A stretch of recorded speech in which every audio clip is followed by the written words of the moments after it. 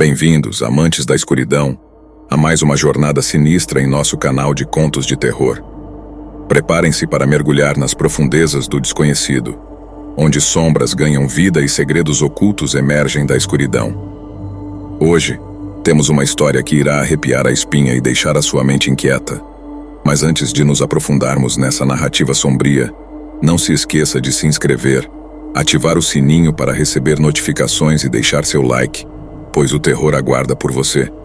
Prepare-se para ser transportado para um mundo onde a linha entre realidade e pesadelo se desfaz. Sem mais delongas, mergulhemos de cabeça em mais um conto que desafiará os limites da sua coragem.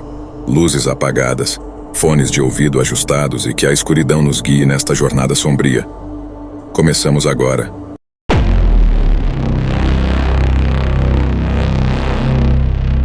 Tudo começou em uma manhã comum de segunda-feira. Um carro antigo, um Ford Galaxy 500 de 1966, chegou à oficina, trazido por um homem idoso de aparência abatida. O homem explicou que o carro pertencia ao seu falecido irmão e que queria restaurá-lo em sua memória.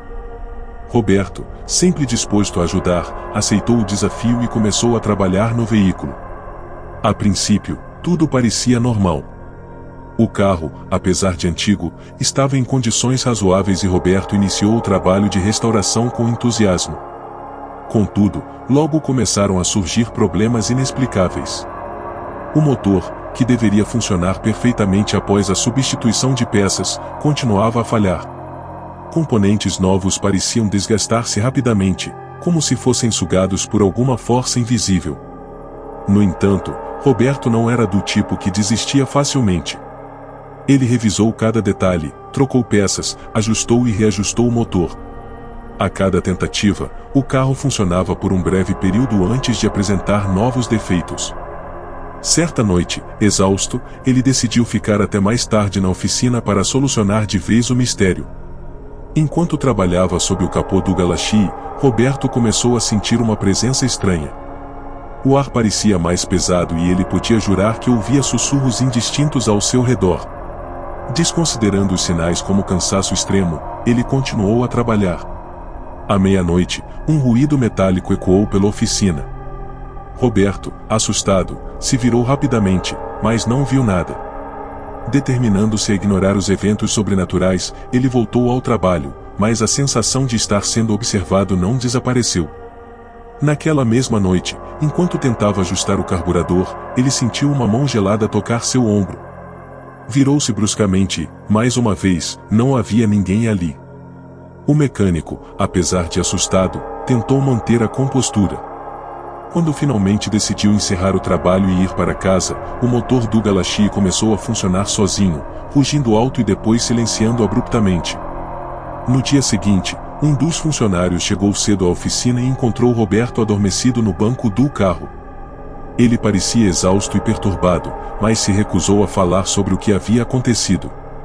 Os problemas com o carro continuaram, e a situação começou a afetar a saúde mental de Roberto. Ele passou a ter pesadelos recorrentes, nos quais via o carro perseguindo-o por ruas escuras, enquanto ouvia risos sinistros e vozes sussurrando seu nome. O idoso que havia trazido o carro voltou à oficina para verificar o progresso. Ao ouvir sobre os problemas contínuos, ele contou uma história que gelou o sangue de Roberto. O carro, aparentemente, tinha uma história macabra. O irmão do idoso havia morrido em um acidente dentro daquele veículo. Após o acidente, o carro havia sido envolvido em várias tragédias inexplicáveis, sempre voltando para a oficina, independentemente de onde fosse levado para conserto. Roberto, agora ciente do passado sombrio do carro, decidiu consultar um padre local para uma bênção. O padre, um homem sábio e experiente em questões espirituais, concordou em ajudar. Eles realizaram uma cerimônia na oficina, aspergindo água benta e recitando orações para purificar o carro. Por um breve período, parecia que os problemas haviam sido resolvidos. O carro funcionava suavemente e os pesadelos de Roberto cessaram. Contudo, a paz foi breve. Poucas semanas depois, o carro começou a apresentar os mesmos problemas de antes. Roberto, desesperado, decidiu que a única solução era se livrar do veículo de uma vez por todas. Ele contatou um ferro velho e providenciou para que o carro fosse destruído.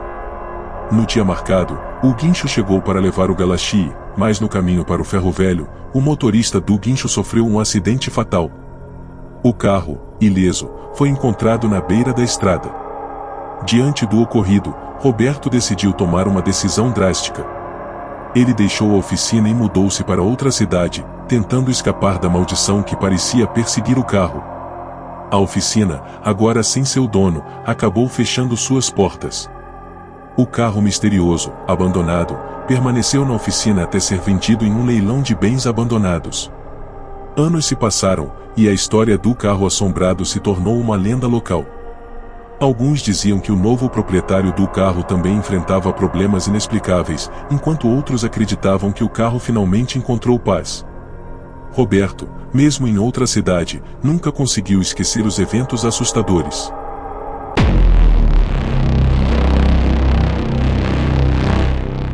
Tudo começou em uma manhã nublada de outono, quando um estranho carro chegou à oficina.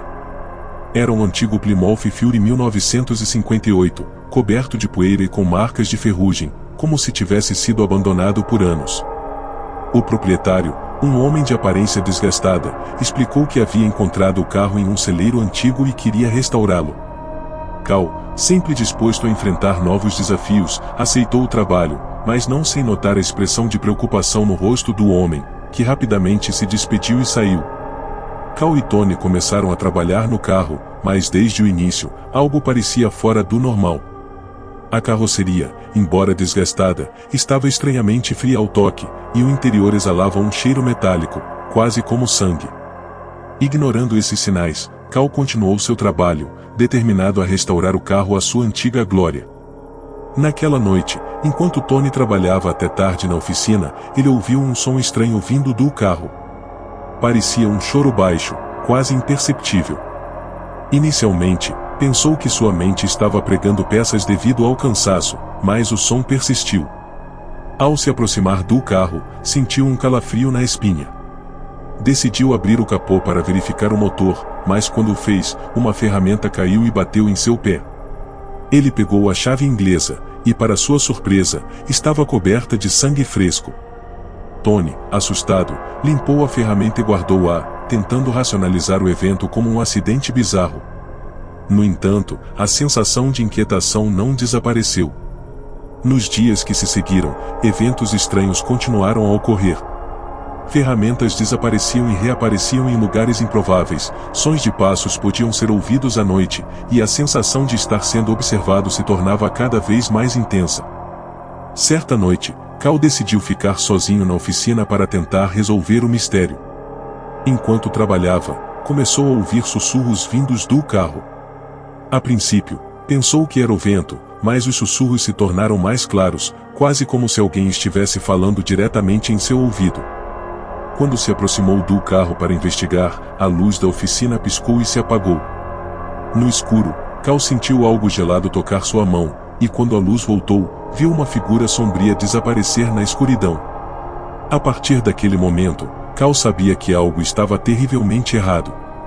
Ele decidiu investigar a história do carro e descobriu que o antigo proprietário havia sido um assassino notório, que usava o carro para sequestrar e matar suas vítimas. Após sua captura, o carro foi abandonado e esquecido, até ser encontrado pelo homem que o trouxe à oficina. Determinados a livrar a oficina da presença maligna, Cal e Tony decidiram destruir o carro. Na noite escolhida, eles levaram o Plymouth até um desmanche de carros e o incendiaram. Enquanto o carro queimava, gritos aterrorizantes ecoavam pela noite, como se as almas das vítimas estivessem finalmente sendo libertadas. Quando o fogo apagou e o carro foi reduzido a cinzas, a sensação de peso e opressão na oficina desapareceu. Cal e Tony pensaram que tudo havia acabado, mas descobriram que a maldição não estava apenas no carro, mas também na ferramenta ensanguentada que Tony havia encontrado. Na manhã seguinte, Cal encontrou Tony morto na oficina, com a chave inglesa ao lado de seu corpo. O rosto de Tony estava contorcido em um grito de terror, e havia marcas de unhas em suas mãos, como se ele tivesse tentado lutar contra algo invisível. A polícia, sem encontrar explicações racionais, declarou sua morte como um acidente inexplicável. devastado pela perda de seu amigo e assistente, Cal decidiu fechar a oficina. Ele enterrou a chave inglesa longe da cidade, esperançoso de que o pesadelo finalmente tivesse acabado. No entanto, histórias começaram a surgir sobre uma ferramenta ensanguentada que aparecia em locais aleatórios, sempre acompanhada de tragédias inexplicáveis. Cal, assombrado pelos eventos, deixou Eldridge e nunca mais foi visto. A oficina, abandonada, se tornou um lugar de lendas e superstições locais. Os moradores evitavam passar perto do local, temendo encontrar a ferramenta maldita que, diziam, ainda carregava a maldição do antigo assassino.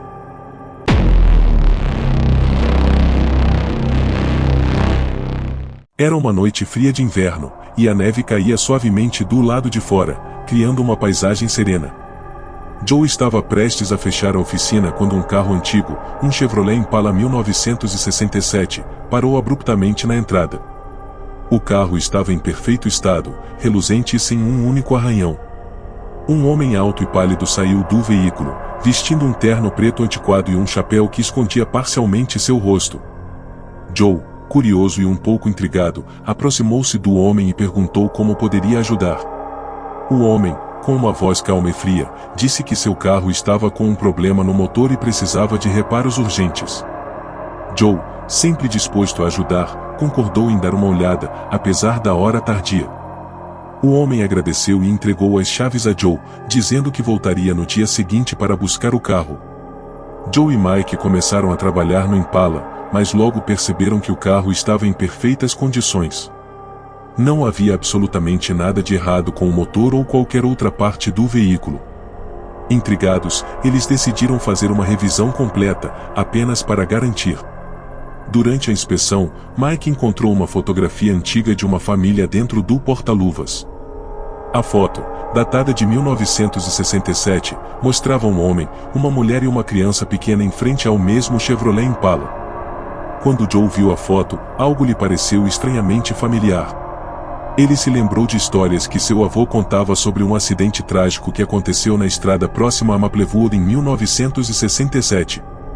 Uma família inteira morreu quando seu carro saiu da estrada e caiu em um desfiladeiro. O carro, um Chevrolet Impala 1967, nunca foi encontrado, e o caso permaneceu um mistério por décadas. Sentindo um calafrio na espinha, Joe decidiu investigar mais. Ele foi até a biblioteca da cidade e procurou artigos de jornal sobre o acidente. Lá, encontrou uma foto do acidente, e para seu espanto, o homem na foto do jornal era idêntico ao cliente que havia trazido o carro para a oficina. Joe, agora convencido de que estava lidando com algo sobrenatural, voltou à oficina para compartilhar suas descobertas com Mike. Enquanto Joe explicava a situação a Mike, uma estranha sensação de frio invadiu a oficina. As luzes começaram a piscar, e uma névoa densa e fria começou a se espalhar pelo chão. De repente, o homem de terno preto apareceu na entrada da oficina, olhando fixamente para Joe e Mike. Sua expressão era sombria e vazia, e sua presença emanava uma sensação de medo e desespero. O homem, ou melhor, o espírito, aproximou-se lentamente do carro e começou a falar em um tom baixo e angustiado.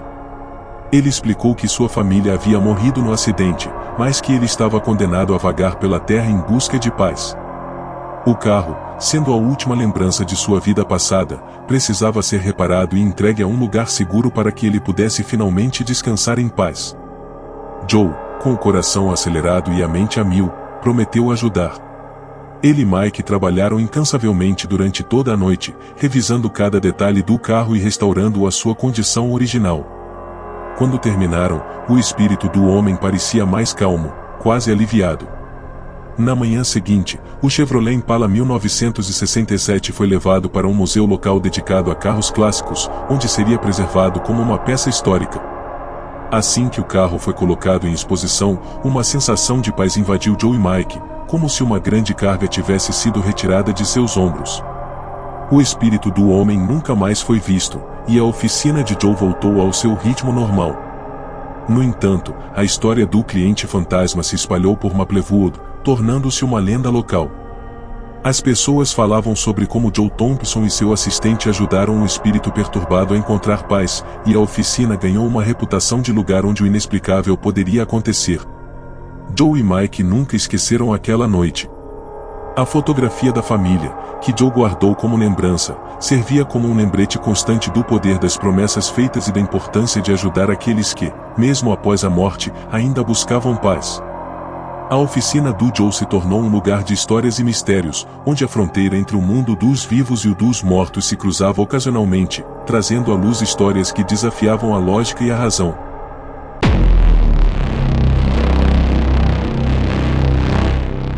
Era uma noite de tempestade, com raios e trovões iluminando o céu escuro.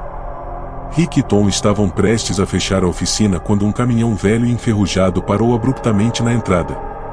O veículo parecia estar em péssimo estado, coberto de lama e com várias partes visivelmente danificadas. Um homem magro e de aparência cansada saiu do caminhão, vestindo roupas sujas e gastas. Rick se aproximou do homem e perguntou como poderia ajudar. O homem, com um olhar desesperado e voz trêmula, disse que o caminhão havia quebrado e precisava de reparos urgentes. Ele explicou que estava em uma viagem de longa distância e não podia se dar ao luxo de esperar até a manhã seguinte.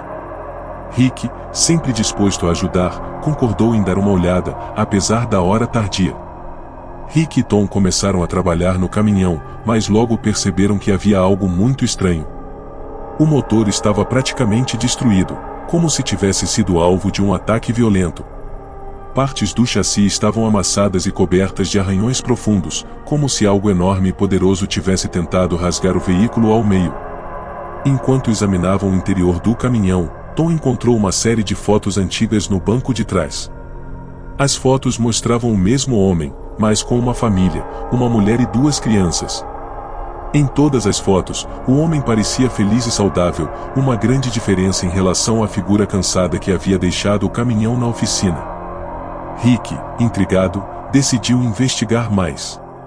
Ele foi até a cabine do caminhão e começou a procurar por mais pistas. Atrás do assento do motorista, encontrou um diário antigo. As páginas estavam amareladas e manchadas, mas ainda legíveis.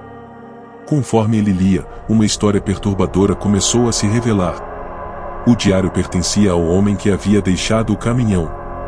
Ele descrevia uma série de eventos estranhos e aterrorizantes que começaram meses antes. O homem, cujo nome era Jacob, havia comprado o caminhão de segunda mão para ajudar em seu trabalho como motorista de entregas. Mas logo após a compra, coisas estranhas começaram a acontecer. Jacob estava convencido de que o caminhão estava amaldiçoado. Ele tentou vendê-lo, mas ninguém estava interessado em comprar um veículo tão velho e danificado. Sem outra opção, ele continuou a usá-lo, cada vez mais desesperado e aterrorizado. Nas últimas páginas do diário, Jacob mencionava uma viagem específica que precisava fazer para uma cidade distante. Rick e Tom esperaram pelo retorno de Jacob, mas ele nunca apareceu. O caminhão ficou na oficina por dias, intocado. Intrigado e preocupado, Rick decidiu investigar mais a fundo. Ele foi até a delegacia local e perguntou se havia algum registro sobre Jacob ou seu caminhão. O policial de plantão, após alguma pesquisa, encontrou um relatório de desaparecimento. Jacob e sua família haviam desaparecido misteriosamente meses antes. O relatório mencionava que a última vez que alguém viu Jacob, ele estava dirigindo um caminhão velho e enferrujado, o mesmo que agora estava estacionado na oficina de Rick. Sentindo uma crescente sensação de pavor, Rick voltou para a oficina. Ele e Tom discutiram o que fazer com o caminhão. Eles decidiram que a melhor opção seria levá-lo para um ferro velho e se livrar dele de uma vez por todas. Mas antes de tomar qualquer ação, Rick sentiu a necessidade de fazer uma última inspeção. Ao abrir o capô do caminhão, Rick encontrou algo que nunca havia notado antes, uma marca gravada no motor, como um símbolo antigo e estranho. Ele tirou uma foto do símbolo e foi até um especialista local em folclore e simbologia. O especialista, ao ver a foto, ficou visivelmente perturbado. Ele explicou que o símbolo era uma marca de proteção usada por antigos xamãs para selar espíritos malignos em objetos. Rick, agora completamente convencido de que estava lidando com algo sobrenatural, decidiu agir. Ele, junto com Tom, levou o caminhão até uma área isolada e deserta. com a ajuda do especialista, realizaram um ritual de exorcismo para tentar libertar o espírito preso no veículo. Durante o ritual, a temperatura ao redor do caminhão caiu drasticamente, e ambos ouviram sussurros e gritos ecoando no ar. Após o ritual, o caminhão começou a emitir uma luz brilhante e uma figura fantasmagórica emergiu, gritando e se contorcendo antes de desaparecer no ar. Quando tudo terminou, o caminhão parecia vazio, sem a sensação opressiva de antes.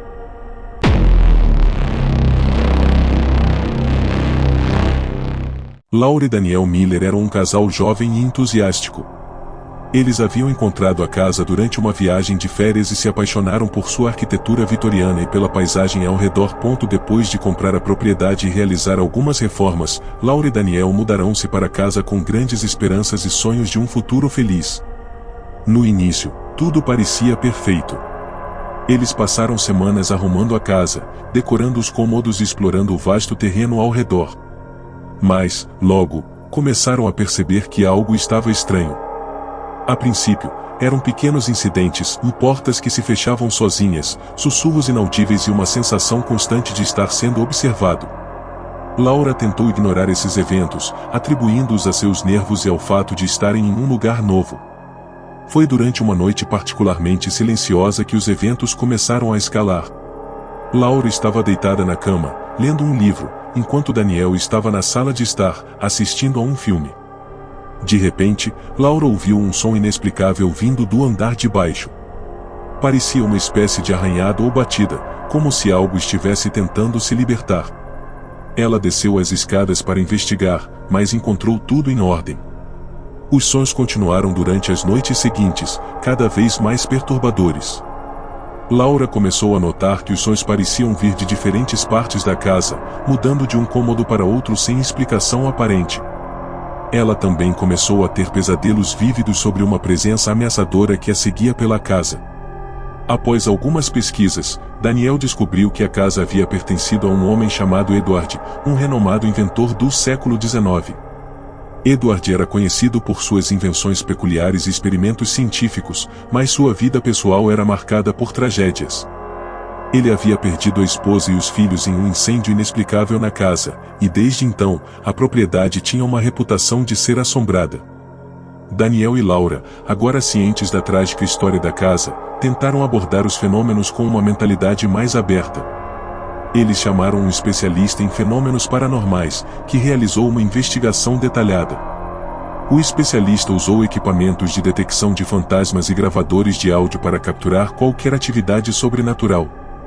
Durante a investigação, os equipamentos começaram a registrar uma série de sons inexplicáveis, passos que pareciam ecoar pelos corredores, sussurros indistintos e até mesmo uma risada sombria. As gravações revelaram um padrão intrigante. Os sons pareciam se concentrar em uma parte específica da casa, no sótão.